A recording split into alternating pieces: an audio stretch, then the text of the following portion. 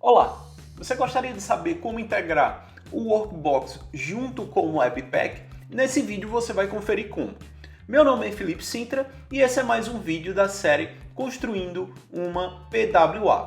No vídeo anterior dessa série, a gente viu como a gente implementa o Workbox utilizando o seu CLI.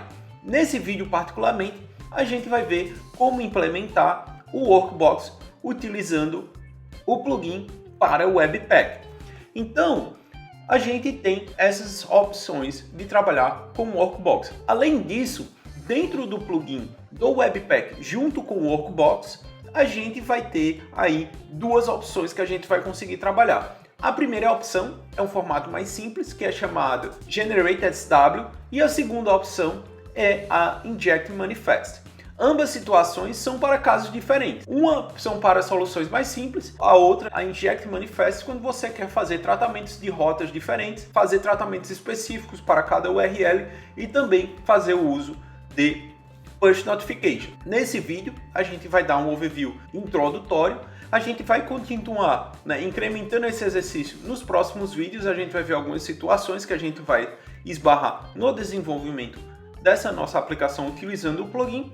E agora a gente vai pular para o código. Então aqui eu tenho o meu browser no lado direito e eu tenho a minha aplicação aqui no lado esquerdo, o Visual Studio, rodando o meu código. Eu também já rodei o servidor para a gente adiantar esse processo. Eu digitei o comando npm run dev. Esse repositório específico você vai encontrar no meu GitHub. Então lá você vai encontrar branches específicas para cada vídeo. Esse vídeo particularmente, a branch dele vai se chamar vídeo/workbox_webpack17, que é o número do vídeo, ok? Então agora que a gente tem nossa aplicação rodando, diferente da aplicação anterior, eu removi toda a parte do Service Worker. Então se você conferir aqui no Inspect, você vai ver que a nossa aplicação ela não tem mais um Service Worker, então o Service Worker ele foi removido. A gente também não tem nada sendo armazenado no cache. Se a gente for na nossa parte de rede, o cache está desabilitado, eu vou recarregar, a gente vai ver que todas as informações estão sendo requisitadas na nossa index da nossa aplicação. Se eu habilitar o modo offline, recarregar, a gente não vai exibir nada, a gente vai ter o dinossauro lá, o dinossauro do Chrome, ok? Então agora a gente vai implementar o plugin. Para esse vídeo não ficar muito extenso, eu já fiz a instalação do plugin, mas eu vou digitar aqui em meu terminal o que você precisa para instalar. Então eu utilizo npm, você pode utilizar o yarn também, então vai ser npm, id install e o nome do plugin. Então o nome do plugin vai ser workbox-webpack-plugin. Feito isso, eu posso salvar como uma dependência do meu projeto, ok? Com --save dev. Então, eu já rodei esse comando, a gente não vai precisar rodar. Você na sua máquina, se você ainda não tem instalado, você vai precisar fazer esse comando particularmente. Então agora a gente vai aqui incluir o plugin. Então eu estou dentro do webpack config.js, que o webpack config.js é o arquivo de configuração do meu webpack. Se você ainda não conhece o webpack, dentro do meu blog você vai encontrar lá posts sobre trabalhar com o Webpack. Então, se não conhece ainda, confere lá no blog que tem toda a parte introdutória e eu explico tudo bem direitinho lá. Então, voltando para a nossa aplicação. Agora eu vou chamar aqui const workbox plugin. Ele vai chamar com require o nosso plugin workbox-webpack plugin. Então, este nome aqui dentro do require é o nome do pacote Node que a gente instalou lá, o nosso plugin Webpack está dentro desse pacote do Node.js. Ele precisa ser exatamente o nome do plugin que a gente instalou, porque aí toda a parte do Webpack, toda a parte do bundling aí, vai ter que procurar um item dentro do meu projeto e com esse identificador. Então agora que eu já fiz a importação desse item dentro dessa variável workbox, ele está reclamando aqui porque a gente ainda não instanciou esse elemento. Então vamos lá instanciar. Lá no final do meu arquivo de configuração, eu vou ter a parte de plugins, então eu vou definir aqui mais um novo plugin. Então eu vou chamar new workbox plugin. Aí aqui a gente vai ter uma diferença. Nesse momento é que a gente vai definir qual o módulo que a gente vai trabalhar. Lembrando, a gente tem o Generate SW e a gente tem o Inject Manifest. Se eu der um ponto aqui, eu vou conseguir ver ambos. O meu autocompletar do Visual Code vai mostrar tanto o Generate SW quanto o Inject Manifest. Nesse caso, a gente chama o Generate SW. Agora, eu passo dentro da inicialização desse elemento, eu vou passar as propriedades que a gente vai trabalhar. Essas propriedades, elas vão ser, né, a gente vai trabalhar com um projeto mais básico que tem. Então, aqui, eu poderia já inicializar e já chamar, e a gente já teria o nosso Service Worker instalado, mas eu vou fazer uso de algumas configurações. Então, primeira informação vai ser o SW-Des, que vai ser o destino do nosso Service Worker. Então, o destino do nosso Service Worker eu vou definir que vai ser o sw.js. Então, toda vez que o meu plugin do Workbox com o Webpack Workbox, essa integração dos dois, for chamado, ele vai exportar um arquivo chamado sw.js. Então, agora, a segunda informação vai ser só a nível de configuração. Então, o cliente claims. Então, toda vez que eu tiver, né, um cliente rodando, ele vai, se sofrer alguma alteração, ele vai replicar para todas as service workers que estão relacionadas àquela URL no cliente. Então, nesse caso, você está como true. E a última propriedade que a gente vai adicionar para esse vídeo vai ser o skip wait true. A parte de estratégia vai trabalhar com a estratégia default do Generate SW, que é o cache first. Então ele sempre vai dar um hit no cache. Se ele não tiver a informação no cache, ele vai para a rede requisitar essa informação. A gente também pode alterar as estratégias de cache do Generate SW. Se você ainda apareceu nesse vídeo agora, né, e você não tem domínio suficiente sobre estratégias de cache, também nesse curso, se você pesquisar na playlist, a gente tem um vídeo sobre estratégias de cache. Então lá você vai entender, né, todas as estratégias de cache disponíveis e também você vai ver as estratégias de cache do Workbox. Mas no overview rápido, a gente vai ter o cache only, o cache first, a gente vai ter o network only, o network first e a gente vai ter o stale while revalidate. Então o stale while revalidate ele vai fazer duas requisições paralelas. A primeira que ele encontrar, né, o cache, possivelmente vai ser o cache, porque o cache ele vai ser a maneira mais rápida de acessar a informação. Quando ele faz o hit no cache, ele vai resgatar aquela informação do cache e ele ainda vai continuar a sua requisição na rede. A próxima vez que sua aplicação recarregar, ela vai ser atualizada, né, com a requisição que foi feita à rede. Perfeito? Então essa é o stale while revalidate. Então agora que a gente fez a configuração, eu vou aqui só fazer um teste npm run. Vamos fazer um build.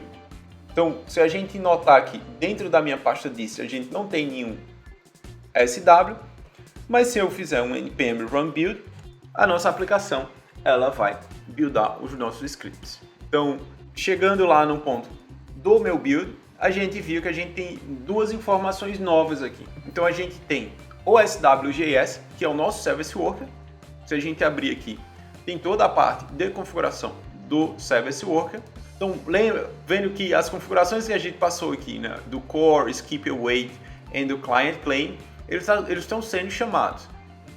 Também, ele vem toda a estratégia de cache que é definida pelo Pre-Cache Manifest.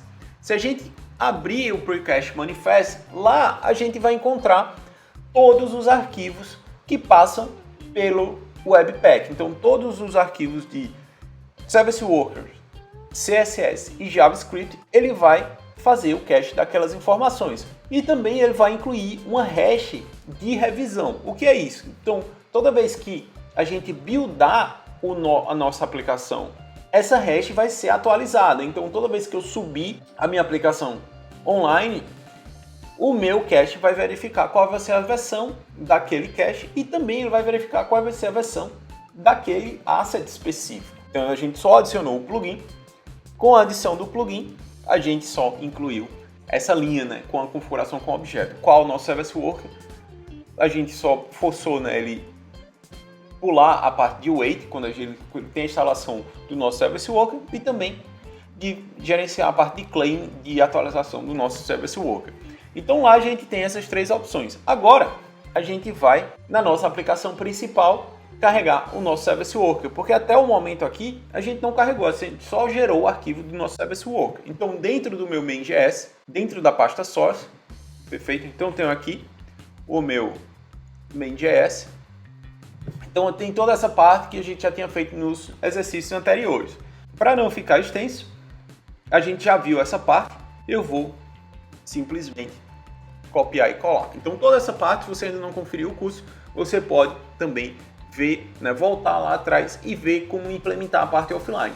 Mas lembrando que essa parte aqui é muito mais fácil do que a anterior. O legal é você ver lá atrás e ver e entender como funciona. Mas aqui o que a gente tem, na linha 8, a gente vai ter a verificação se o Navigator tem suporte ao Service Worker. Se tiver, ele vai adicionar um listener no evento de load e quando a nossa página carregar, ele vai registrar o Service Worker. Se tudo ocorrer bem, ele vai dar um console log dizendo que o Service Worker foi registrado. Se ocorrer alguma falha, ele vai dar uma mensagem apontando qual foi o problema. Então aqui, salvei. Vamos agora rodar o nosso servidor novamente, que a gente desligou e até colocou ele offline.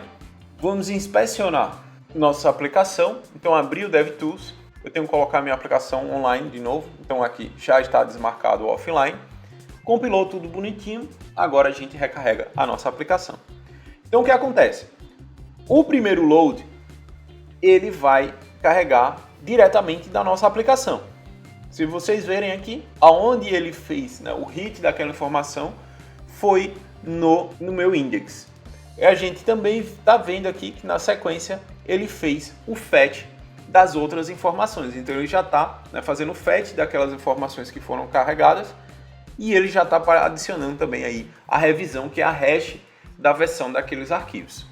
Então, se a gente voltar em aplicações, no Service Worker, o Service Worker ele foi instalado. Também a gente verificar dentro do nosso cache, a gente vai ter lá todos os arquivos que foram cacheados. Então agora, o nosso segundo teste é, se eu recarregar a página, a gente tem aqui o tamanho do arquivo não sendo especificado, porque esses arquivos já estão dentro do Service Worker. Então, perfeito, rolou aqui o nosso Service Worker, ele está instalado. O segundo passo, marcar como offline e fazer o segundo teste.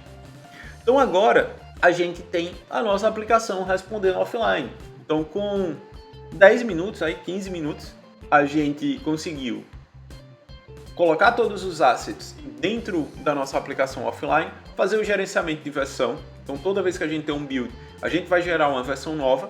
Então, a gente não precisa ficar como os eventos anteriores, os vídeos anteriores, a gente alterando a versão do cache.